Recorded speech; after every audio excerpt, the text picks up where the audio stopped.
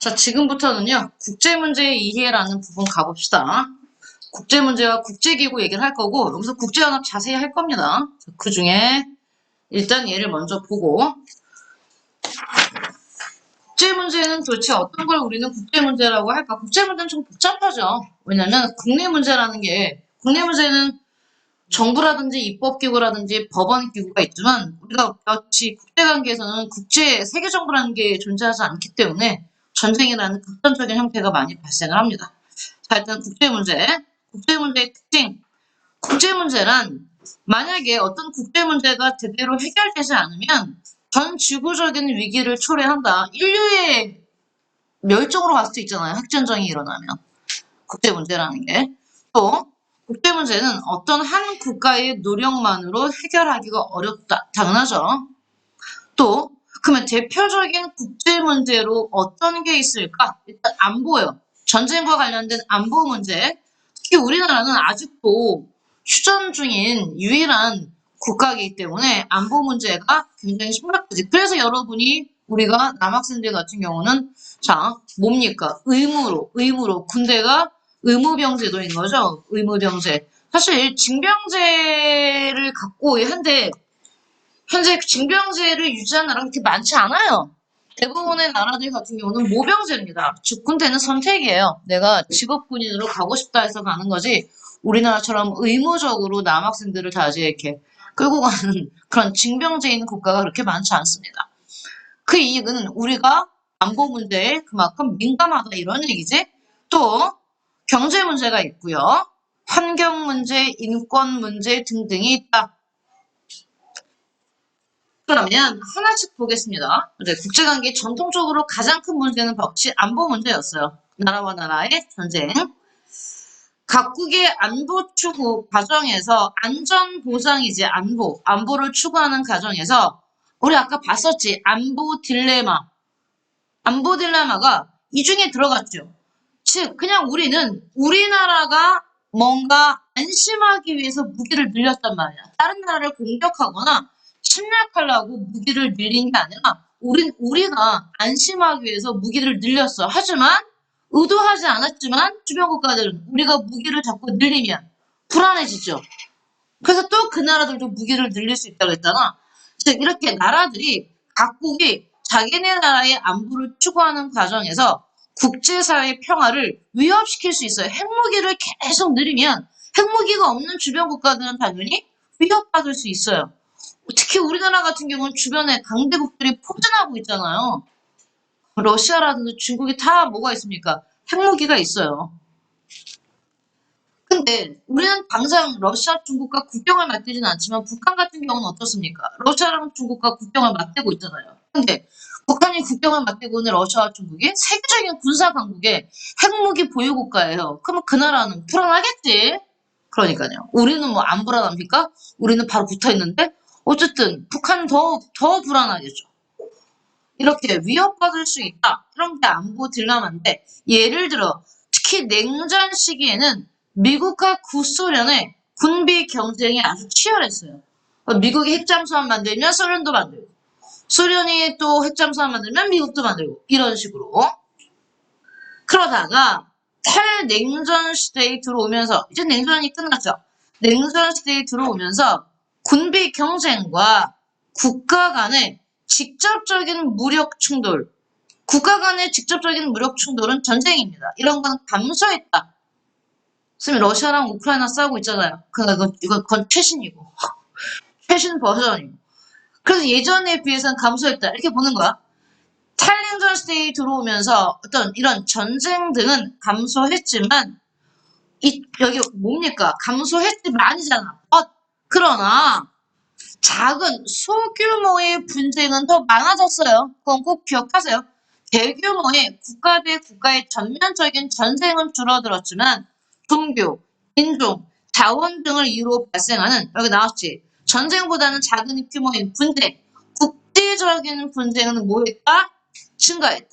그러니까 무엇이 줄고 무엇이 늘었는지 알아두세요. 탈린전 시대는. 또한 테러 조직 또한 국가 안보와 세계 평화를 위협한다. 지금은 거의 세력이 쭈그러들어서 뉴스에 잘 안 나오지만 여전히 있는 이 IS. 이게 정말 컸죠, 규모가. 그래서 막 여기저기서 IS에 가입하겠다고 떠나는 애들도 있잖아요. 우리나라에서도 있었어요. 자, 이제 이 IS를 공격하고 IS의 어떤 침략으로부터 막아내기 위해서, 어제까지 적이었던 애들끼리 막 같이 함께 싸우고 막 그랬습니다. 공동의 적이 나타나는 바람에. 자, 이런 일들은 계속해서 일어나고 있다. 그러니까 안보 문제는 지금도 여기저기서 내전 중인 나라들과 전쟁 중인 나라들이 있어요. 끊임없죠. 경제 문제 역시 심각하지.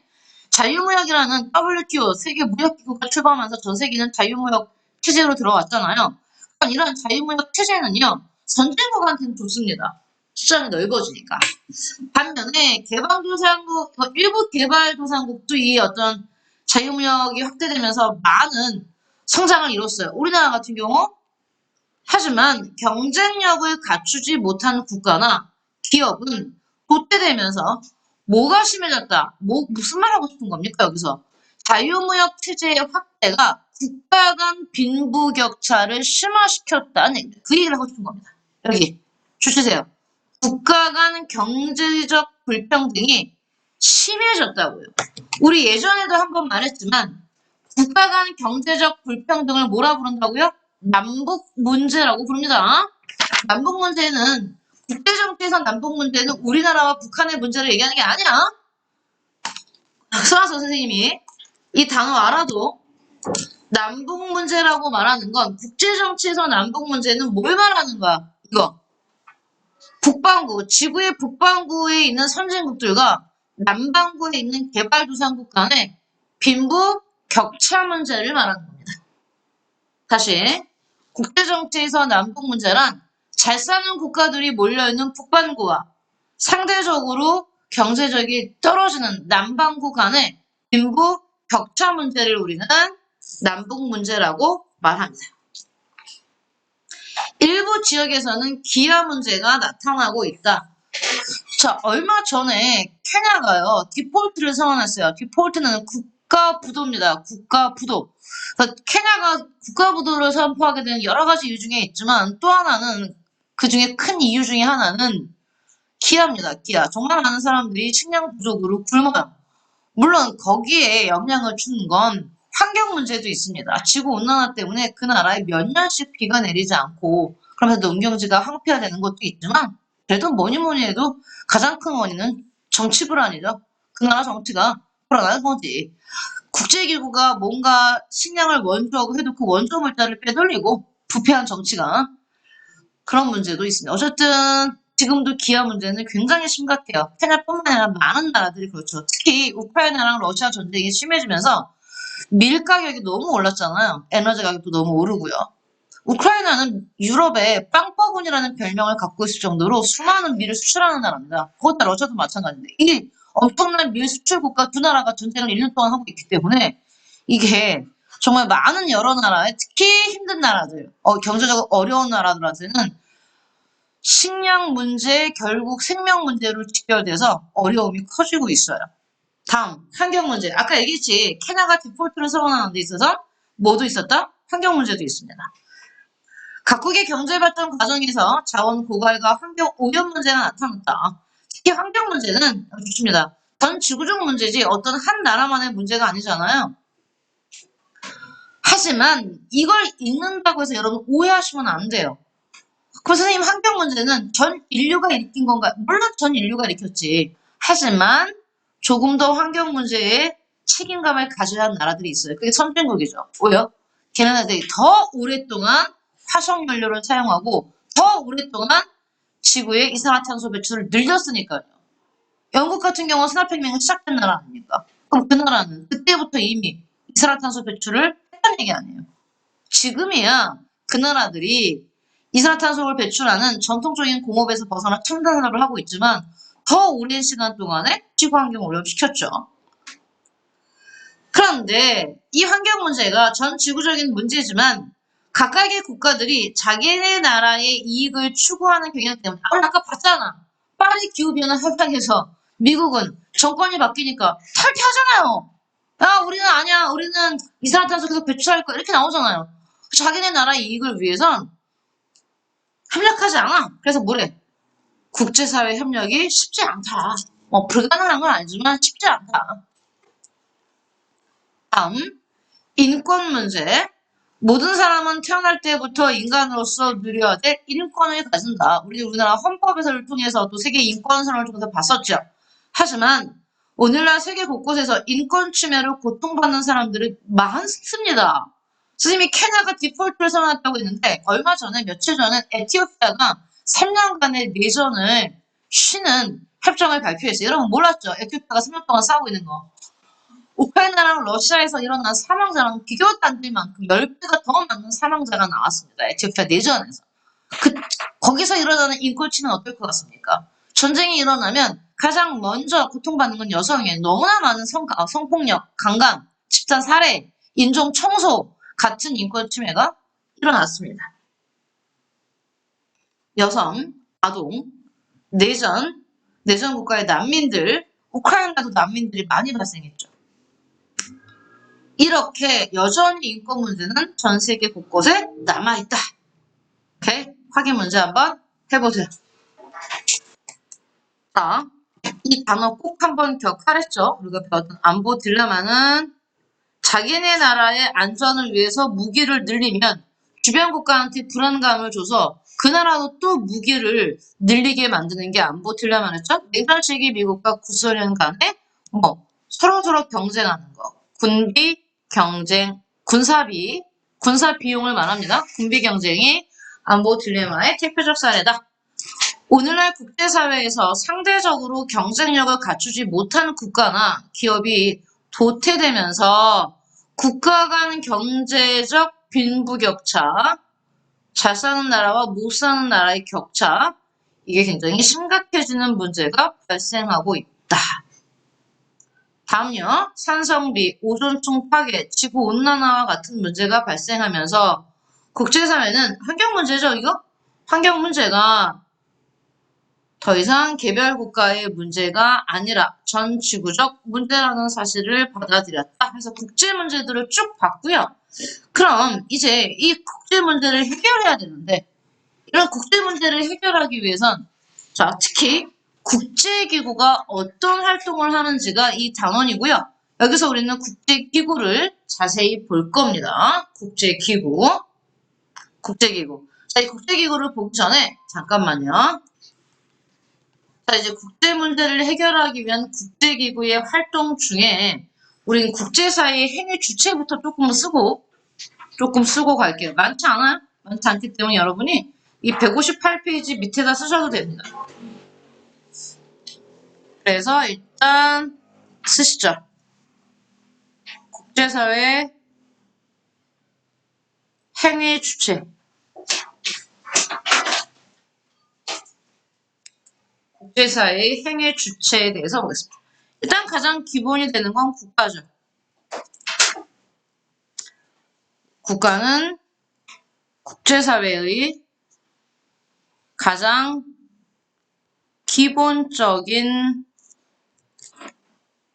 행위 주체입니다. 두 번째는 비국가, 국가가 아닌 행위자들을 한번 보죠. 비국가 행위자. 그 중에 첫 번째가 우리가 오늘 할 국제기구입니다. 특히 정부를 회원으로 하는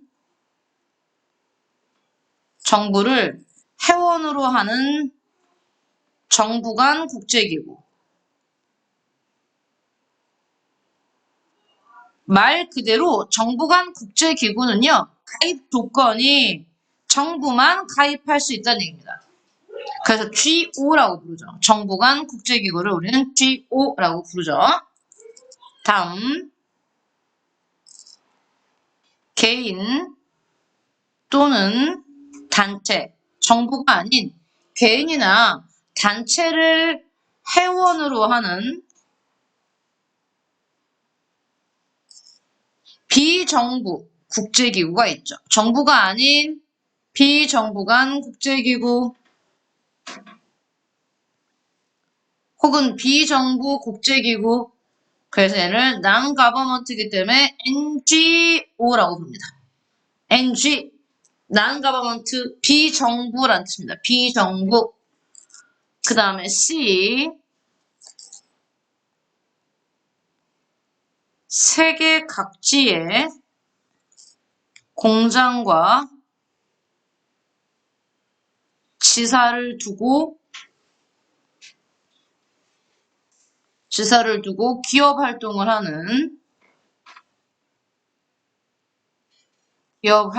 하는 다국적 기업이 있죠. 굉장히 영향력이 크죠. 다국적 기업. 어떤 다국적 기업의 1년 매출은요. 소규모 국가의 1년 국가 예산을 넘습니다. 너무 힘이 크지. 특히 이런 자본주의 사회에서는요.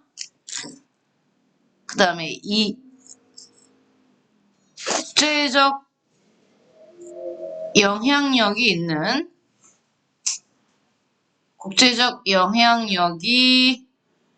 있는 개인. 국제적으로 영향력이 있는 개인들은 자, 강대국의 대통령, 뭐 미국 대통령이라든지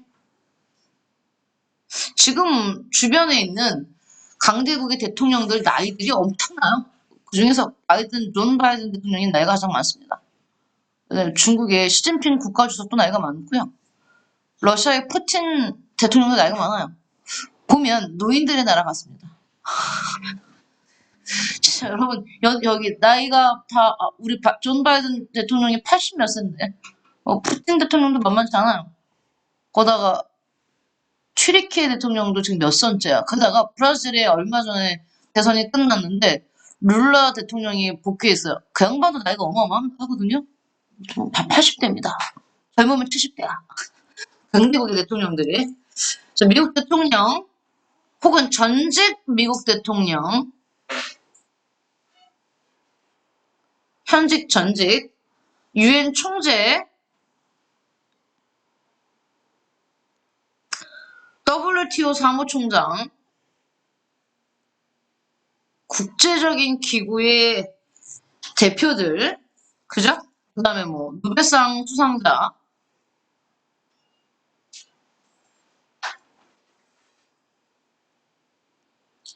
그 다음에 세계적인 뭐 스포츠나 예술인들,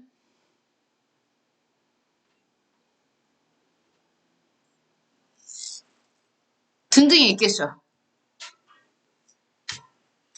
자, 다음 A, B, 쌤이 D를 안 쓰고 E를 바로 썼네요. 여러분 여기 D가 여기 있습니다. 한 국가의 일부분이지만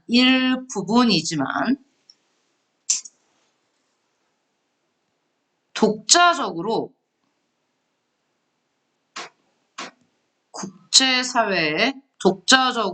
국제사회에서 활동하는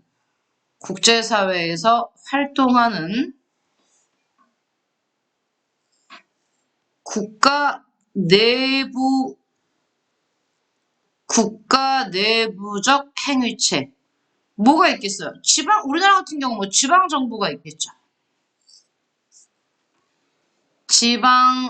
지방자치단체, 경기도, 부산시, 이렇게. 아니면 우리나라에는 없지만 소수민족들로 구성된 나라들, 소수민족.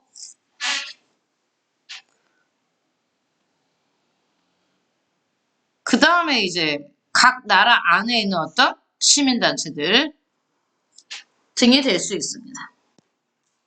이 앞에 꼭 봐주세요. 국가 내부적 행위체에 지방자치단체나 소수민족이 들어간다는 거. 해서 국제사회 행위 주체는 이렇게 다양합니다. 그 중에 우리가 주로 보는 건 국제기구라고 말했기 때문에 다시 국제기구는 두 개였죠.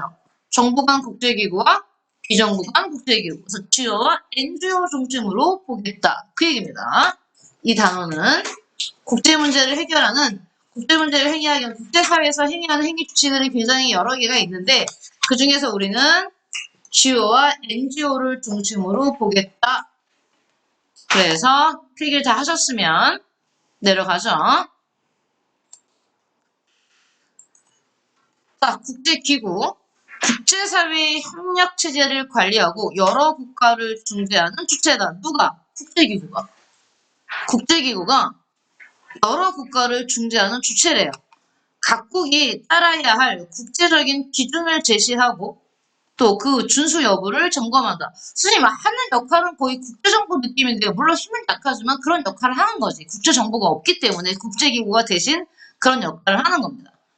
국제기구는 세계 평화 유지, 세계 경제의 안정적인 발전, 지구 환경 보존, 인권 보호 등. 그래서 국제기구는 다시 아까도 말했듯이 정부 간 국제기구 취업뿐만이 아니라 NGO들도 여러 분야에서 활동한다.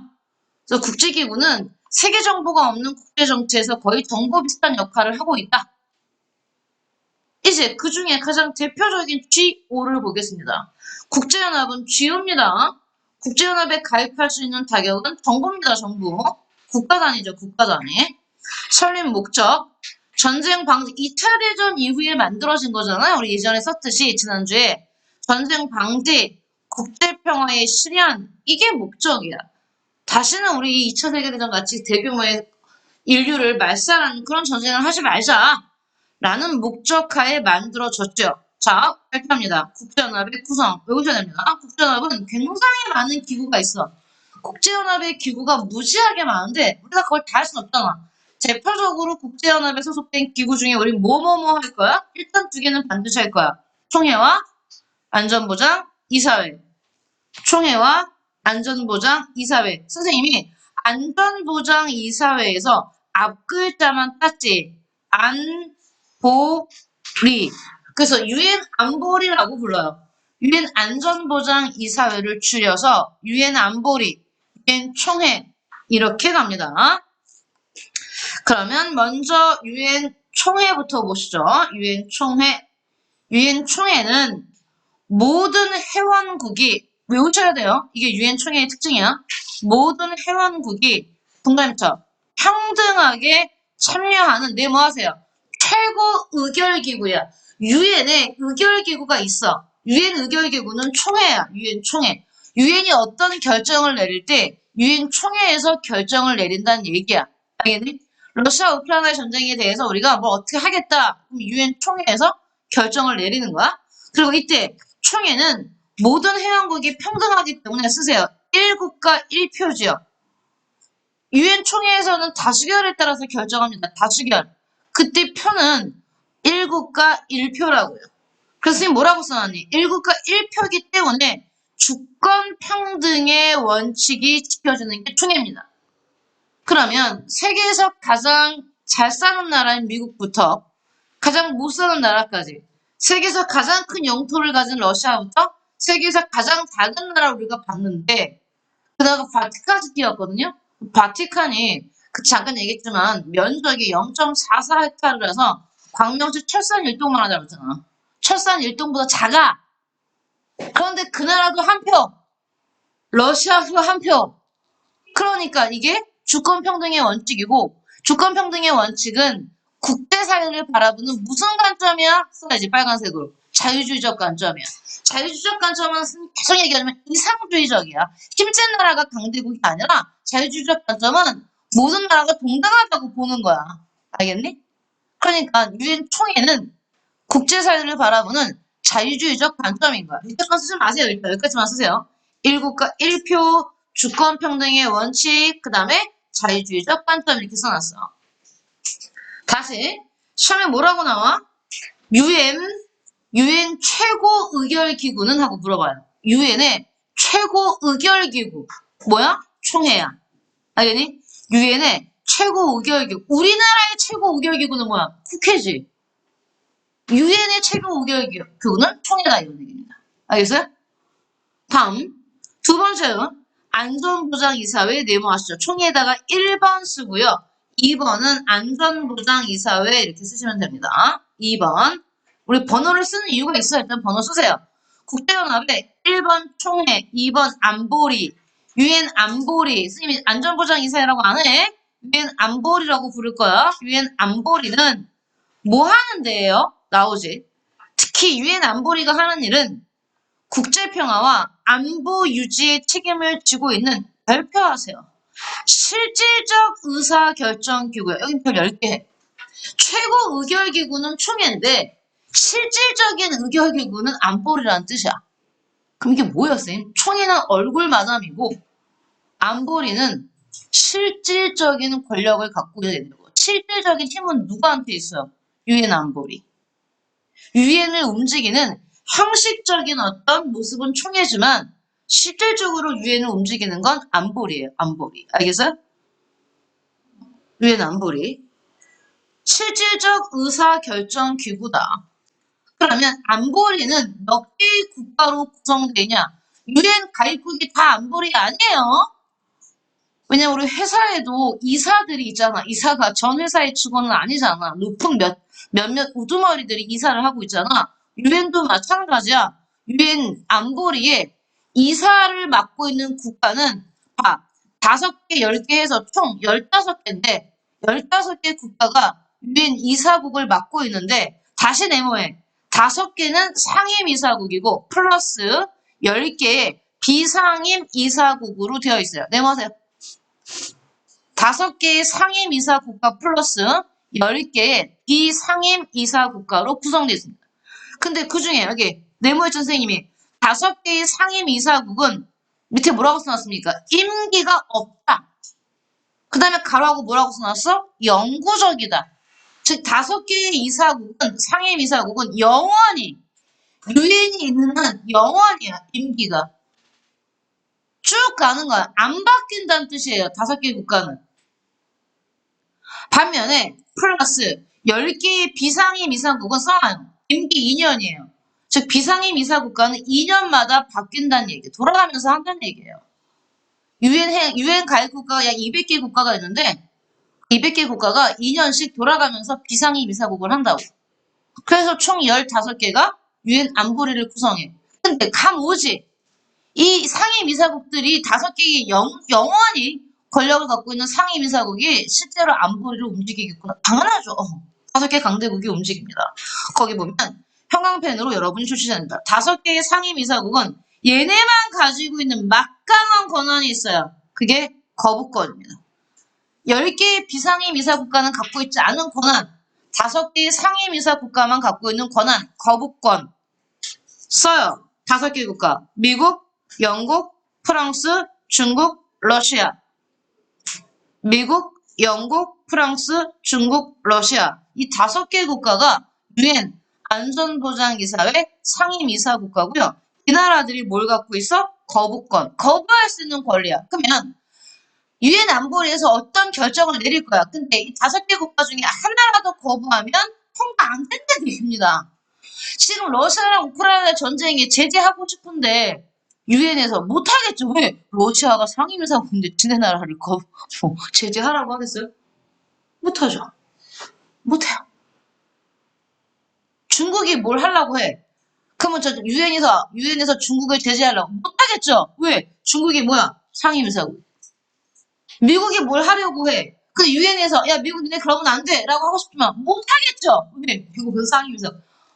못 건드려요. 이 나라들은.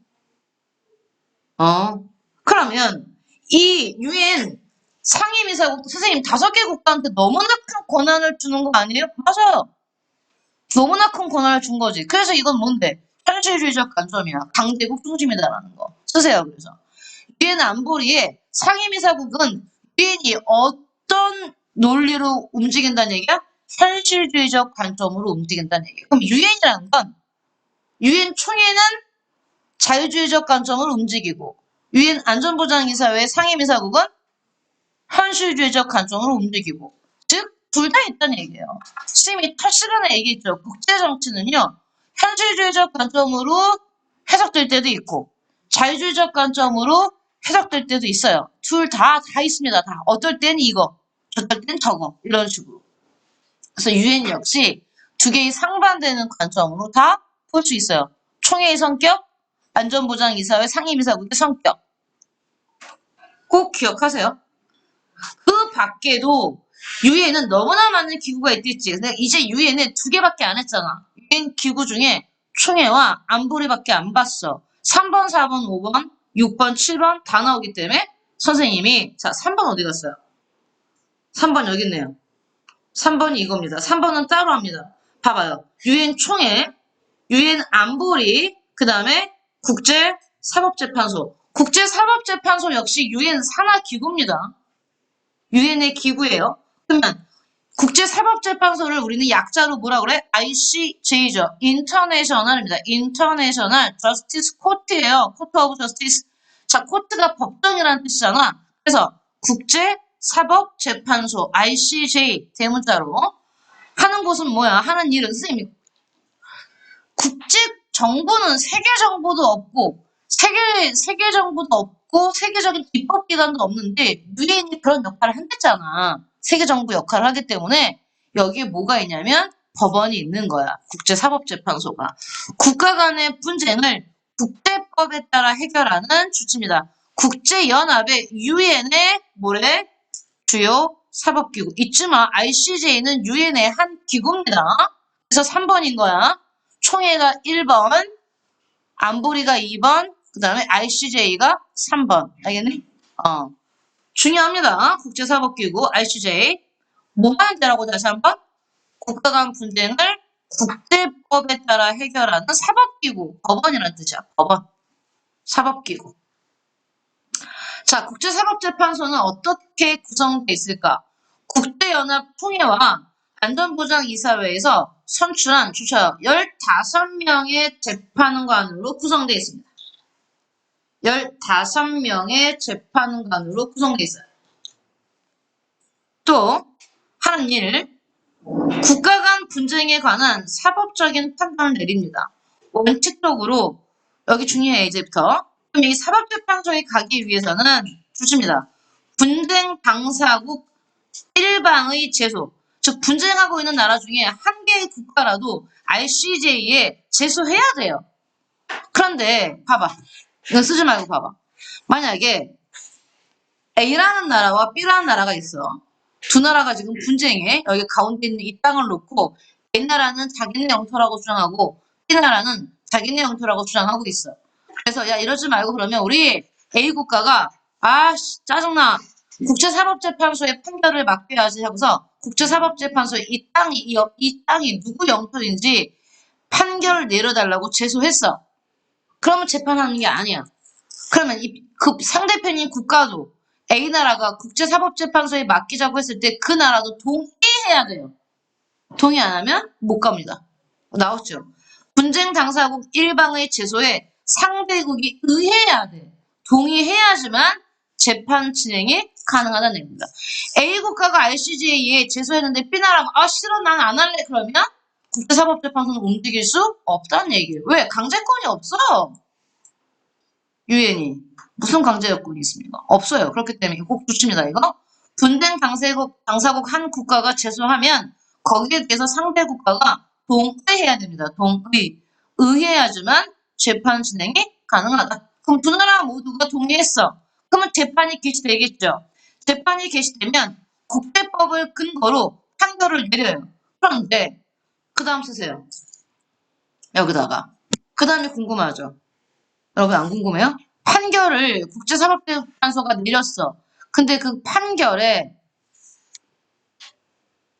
한 나라가 불복을 해.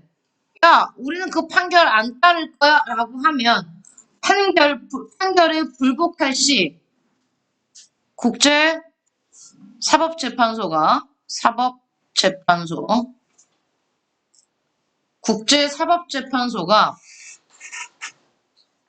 직접 제재할 수 없다. 판결에 따르지 않으면 그 다음에 할 수 있는 게 없어요. 그럼 왜 해요, 근데? 없는 것보다 낫다니까. 계속 말하지마. 따르는 경우도 있고 가끔. 근데 안 따르면 불복하면 제재할 수 없다. 판결만 하는 것이. 권고야, 권고. 나왔잖아, 여기가. 권고. 야, 그렇게 해라는 권고지 강제력은 없어요. 국제연합 관련 기관의 법적 질의에 권고적인 의견을 제시하기도 한다. 이게 판결도 내리고 분쟁을 해결하기도 하고 또 국제연합에 관련된 수많은 기구들이 뭔가 법적 문제에 대해서 국제사법재판소에 물어보면 야 그건 이렇게 해결해 라고 알려주기도 한다는 뜻입니다. 누가? ICJ가. 이 ICJ가 3번이었어요. 다시 유엔 총회가 1번, 그 다음에 유엔 안보리가 2번, ICJ가 3번, 그 다음에 4번이 여기 있죠. 유엔 사무국. 얘들아 유엔 총회 따로 있고 유엔 안보리 따로 있고 유엔 사무국 따로 있어. 여기 봐봐. 아까 총회가 뭐랬니?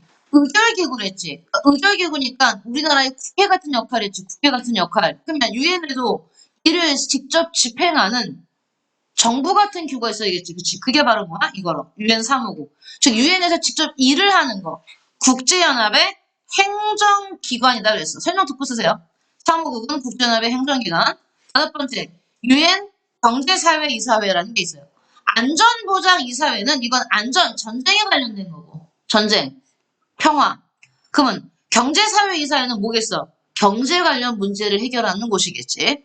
경제사회이사회, 인류 전반의 생활 수준 향상이 목적이다. 아, 거대합니다, 목표가. 왜냐면 국제기구니까, 국가 간. 인류 전반의 생활 수준 향상을 목적으로 경제, 사회, 문화, 교육, 보건에 관한 문제를 주로 다룬다.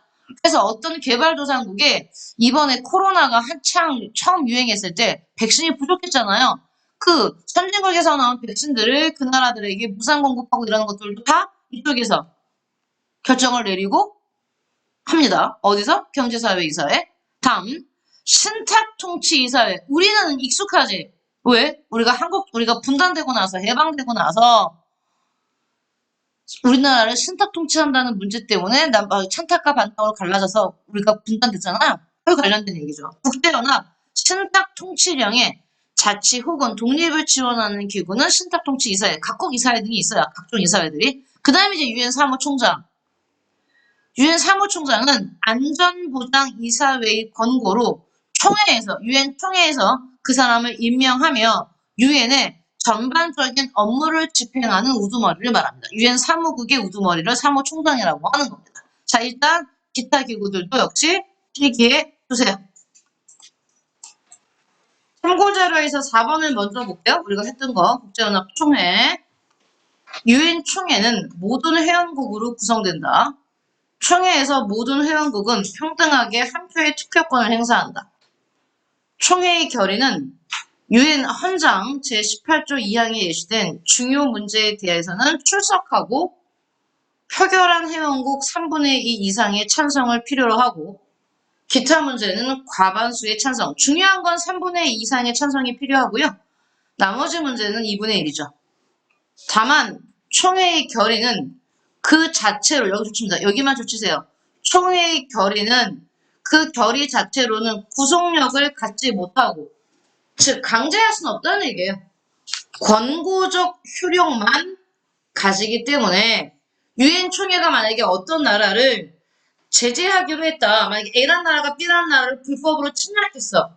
그럼 유엔에서 A 국가에 대해서 제재를 가하기로 했어. 그러면 그 제재를 총회에서 만약에 결정했다. 그럼 그건 권고라는 얘기지. 현실적인 영향력은 그래서 뭐야? 강제력이 없기 때문에 제한적이다. 주셔보세요. 유엔 총회의 어떤 결정은 권고적인 효력만 있기 때문에 영향력이 제한적이다. 다음 안전보장이사회는 달라요. 근데 얘는 세요. 얘네들의 결정은. 볼래요? 유엔 안보리 5개의 상임이사국과 총회에서 선출되는 10개의 비상임이사국으로 구성된 유엔의 주요 기관이죠. 자, 여기 좋습니다. 굉장히 중요한 부분입니다. 여기는 국제평화와 안전에 관한 1차적 책임을 누가 져? 안보리가. 다시 국제평화와 안전. 평화와 안전이라는 얘기는 전쟁이야. 평화와 전쟁에 관한 1차적 책임을 누가 지는 거야? 총회가 아니라 안보리가 져요. 유엔 안보리가 지며 회원국에 대해서 발표합니다. 아까 유엔 총회의 결정은 구속력이 없다고 그랬지? 이게 있어요. 구속력 있는 결정을 내릴 수 있는 가장 영향력 있는 기관이다. 뭐가? 유엔 안보리가. 그래서 실질적인 의결기관이라는 얘기야. 얘들아, 형식적인 의결기관은 총회지만 회의는 강제력이 없다 그랬잖아. 근데 안보리의 결정은 구속력이 있기 때문에 가장 영향력이 있다 그랬죠. 상임이사국은 미국, 영국, 프랑스, 러시아, 중국. 나머지 10개는 2년마다 바뀌는 비상임 이사국이 있다고 그랬잖아.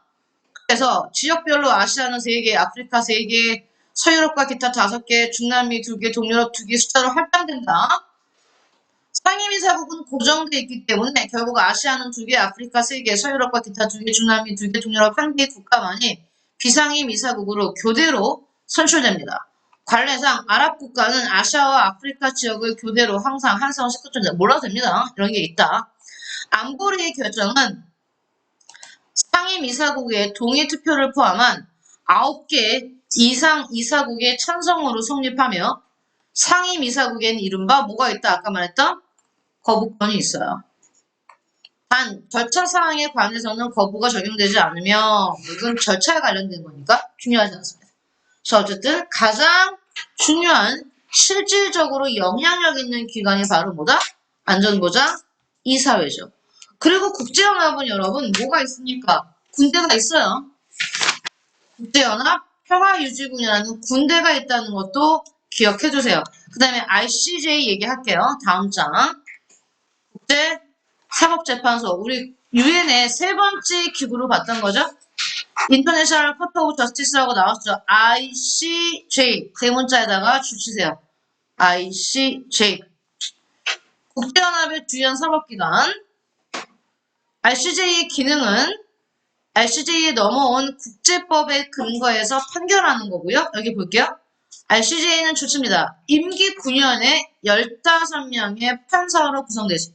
아까 유엔 총회와 유엔 안전보장이사회에서 추천한다 그랬죠. 선출 시에는 2명 이상이 동일한 국가 출신이 될 수 없다. 즉 15명의 판사를 한 나라에서 2명 뽑지는 않는다는 얘기지.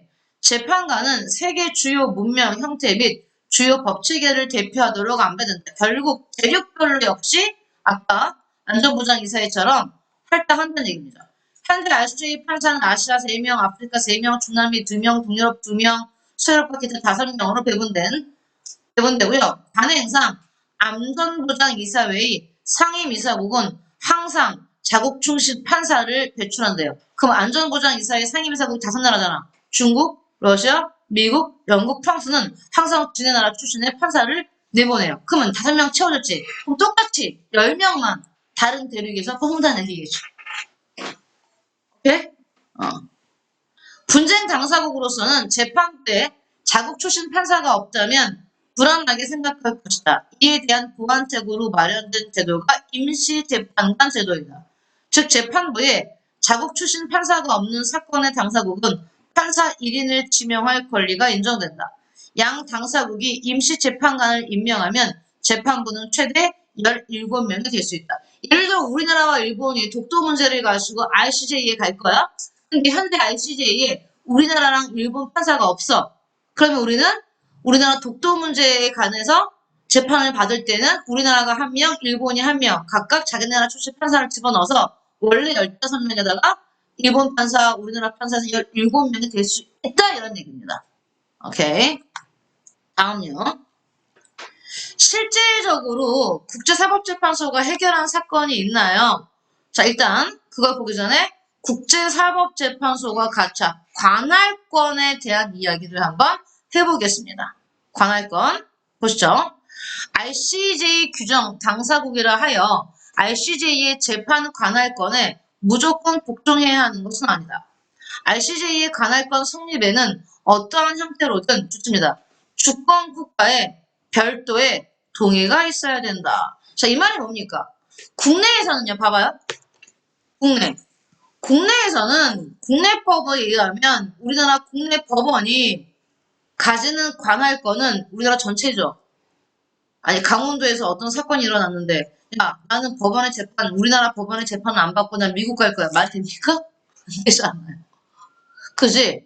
근데 국제사법재판소는 강제력이 없다고 했잖아. 그러니까 아까도 말했듯이 A란 나라와 B란 나라가 어떤 분쟁이 있어서 A란 나라가 ICJ에 제소했어. 기소한다고 해서 B나라가 동의하지 않으면 ICJ가 강제로 재판할 수 없다. 그 얘기입니다. 동의가 있어야지만 재판할 수 있다는 얘기입니다. 동의는 분쟁이 발생한 이후 사후적으로 부여될 수도 있고 분쟁이 발생하기 이전에 사전적으로 부여될 수도 있다. 그런 의미에서 ICJ와 개별 국가와의 관계는 국내법 질서에서 법원과 개인의 관계와는 성격상 커다란 차이가 있다. 방금 설명했잖아. 국내에서는 개인들이 문제가 발생하면 나는 우리나라 법원 말고 일본 법원 가서 재판받으려 할 수 있다 없다? 없다. 국내는 그냥 다 강제적으로 다 강할권이 국내 법원에 있잖아요. 하지만 ICJ는 아니란 얘기야. 이렇듯 ICJ가 규정 당사국에 대해 강제 강할권을 행사하지 못합니다. 양 분쟁 당사국으로부터 별도의 수락을 받아야만 재판을 진행할 수 있는 구조를 취한 이유는 뭘까?